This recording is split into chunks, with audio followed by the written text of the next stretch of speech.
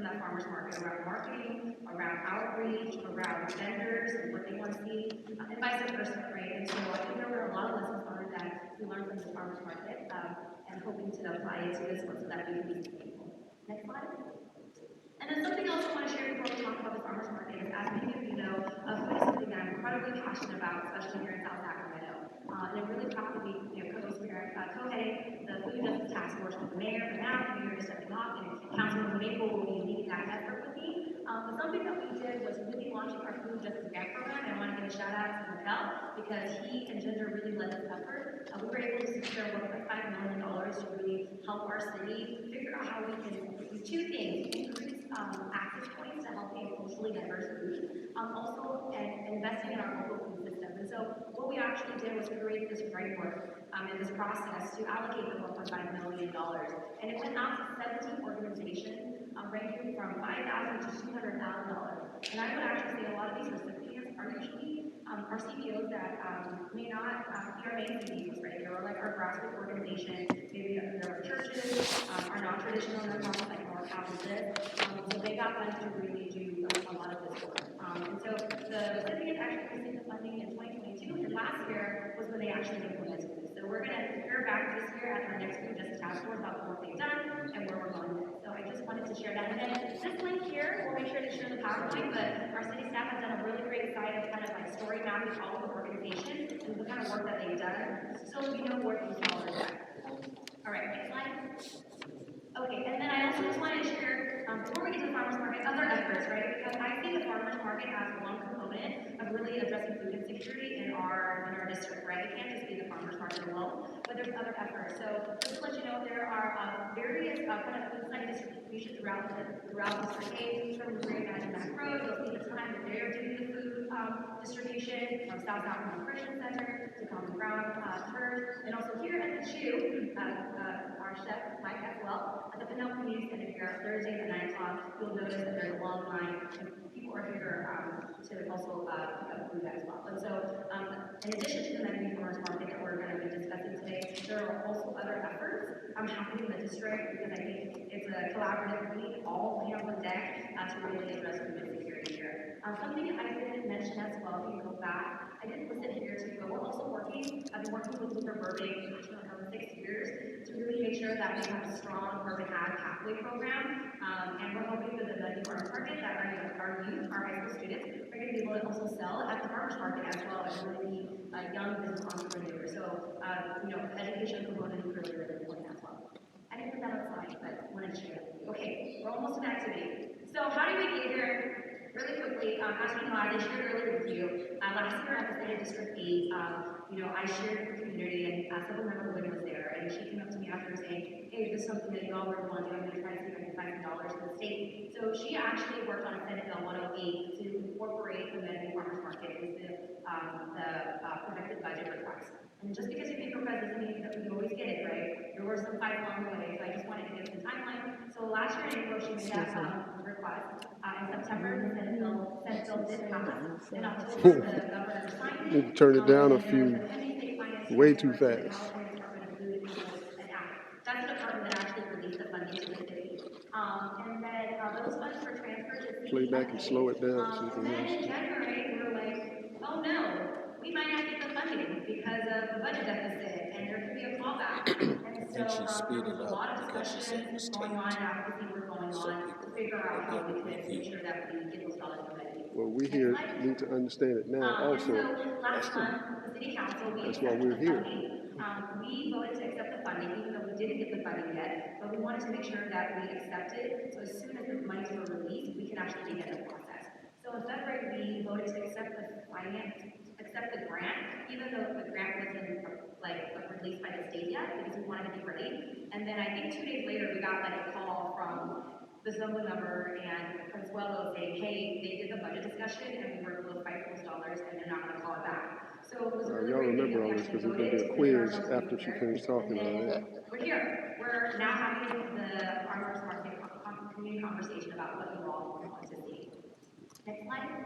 So just some background on the grant. It's $500,000, and it's only to establish the Meadowview Farmers Market. The grant is from, as I shared with you, from the California Department of Food and Ag, and the grant money must right? So being really intentional about that. The other thing is there are also a lot of like requirements and compliances and whatnot, and so Raquel over there in Canada, he's the one that's going to be overseeing really the compliance and the finances and the RFP, all of that to make sure that we don't violate anything because it's a state grant funding from the state, and so that's what we're working up against. But what we also want to do is, hit the ground running. I've been hearing from community members, when is the Meadowview Farmers Market going to happen? Right now that we have the funding, we've accepted the funds, we want to hit the ground running, and we want to do it well. Next slide. So I want to give a quick overview before we go into the activities, kind of like what the timeline is in terms of just like compliance and what we need to do. So first slide. So first, we did our special announcement. Community today, we're doing that. What we're also going to do this month is secure a market operating to jumpstart the market, right? And the reason why we're doing this right away, and they wouldn't get all of the grant, but it's so important to make sure that we get someone on right now that's working with low-income families that have run farmers market to help us set up the city end, and to really help us with the vendor outreach. An operator who already knows the kind of like the local farmers in this area so that we can launch this farmers market this year. We also, just because we want to do a farmers market, it's not as easy as saying, hey, let's just do a farmers market. You actually also have to apply to be certified farmers market. That's really important, so we're going to have to do that. And then one component that's really important to me is that I want to have a Meadowview Farmers Market Advisory Committee. This is going to be really important, and they're going to need to actually find the market operator, when we select them, to make sure that we're in alignment with the community values. So, just a quick plug, if you are interested in being on the Meadowview Farmers Market Advisory Committee, please sign up. And over here, Delaney has a sign-up sheet. If you're interested in being on the committee, Samantha, my director of special events, will be co-leading that with the first operating that we're going to decide on. We want to make sure that our community are involved in that process. Okay. And then for April, right, we still also have to, there's a lot of stuff that we have to do. We also have to apply to have an EBT machine, right? We have to secure equipment, really begin the consumer marketing outreach, and obviously we also want to make sure we launch our first committee meeting as we're working and planning on this. Next slide. And then in May, it's kind of the same thing because this stuff kind of takes a while, so we want to push it like 2 months to get this stuff done, and then we're hoping, fingers crossed, that we'll get our local farmers and vendors confirmed, and then we're hoping our date is June 2nd, opening date. I know, that's quick, right? But that's what I'm here for the community, like, what's taking so long? So we've been just positioning ourselves and being ready. Next slide. So what I also want to share is that for the first year, we really want to hit the ground running.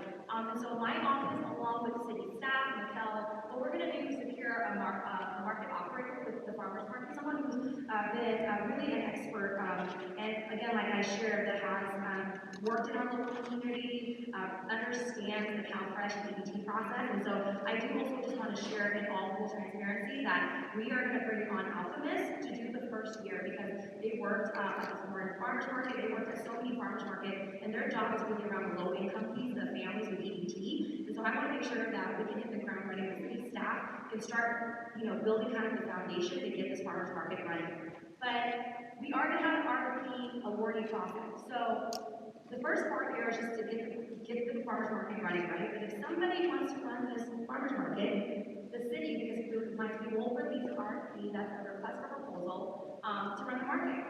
And so if you're interested, if you want to collaborate with another community-based organization, a church, whatnot, if you want to team up, please do. We're going to release an RFP for any community-based organization and any community members that want to run the farmers market. And it has to be in compliance with state law and all of that. So Mikel will be running all of that to make sure that we're in compliance and that we don't do that grant funding. And so that awardee will be helping us, our office, to literally run the farmers market until 2027, which is when the grant ends. We have to use the dollars, we don't, if we lose them. And then hoping that the market is self-sustaining, and that it can continue on forward, right? And so that's a little bit about the RSA process.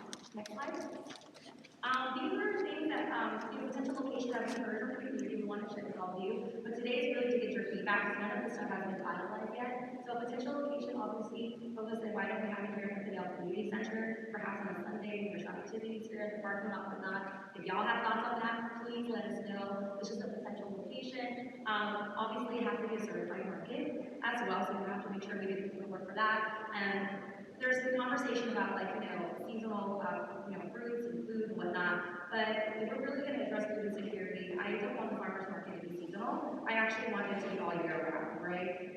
Some folks may agree with me, some folks may not, but I would prefer to have this farmer's market be all year round. And so that's something that we're pushing for as well. And then we're also thinking Sundays, right? Whether it be 12 or 9 to 1, we really get want to hear from the community about what they want to see. And I know there's conversation like this other farmers market happening at that time, like the one happening in downtown. But many of us may not have the transportation to go to downtown, right? And so I think it's okay to have your own Meadowview. I'm cool with that. I'm going to come to the one Meadowview. So but those are things that we have to consider and think through, like because there's only a limited amount of local vendors, and we want to make sure that they come to ours, right? That's going to be really important. So definitely want to hear from all of you. And so now I'm going to pause because this is the part that's the most important and really the community workshop. So what you have over here at these tables are key questions. There's Post-its, and we're going to ask you to kind of go around really at your own pace to read the questions and answer them to your best ability of what you want to see. There's multiple questions at the table as well. So I think I said that part. There's 10 markers and sticky notes. Please go to each table and provide your answers with the questions that you'll see. You can write on the posters or on the sticky notes. Yeah, if you don't want to write on the sticky notes, write on the poster as well. And then it's important to write as neatly as possible so staff can read your answer. But I will also say if staff is available and staff is on you don't want to write it, you want to say something like that, just say it. I'll be back and I'll be able to write it out too. And then, yeah, I think that's it. And then my team will be here to assist and answer any questions. So that's what we're going to do today. And then after that, we'll come back for another conversation. And then before we do that, I feel really bad because I did not get a chance to introduce myself. Because I think it's done without my incredible team, so I do want to acknowledge them. So, Jaime Cervantes, who's probably been